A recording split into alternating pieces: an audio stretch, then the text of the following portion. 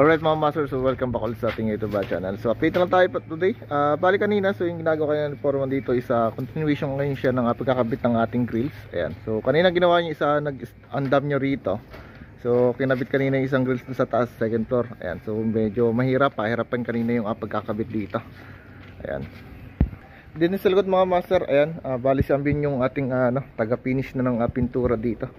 So pinipinturahan niya rito yung ating mga grills. Ayan. So yung ating blue, ayan, navy royal blue. Ayan mga master na kulay. Then kanina, so kinabit ko kanina rito yung cowling natin.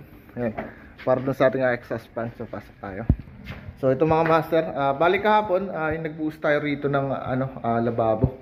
So okay ito mga master. Then kinabit ko kanina rito yung ating para sa ating exhaust fan dito sa ating may cooktop. Ayan. So bali okay na to. Ito may ilaw. Ayan, so may ilaw siya rito ng dalawa. Then pwede natin siyang palakasin. So number 1 muna. Ayan. Number 2. Ayan. And then number 3. Ayan. Then off natin.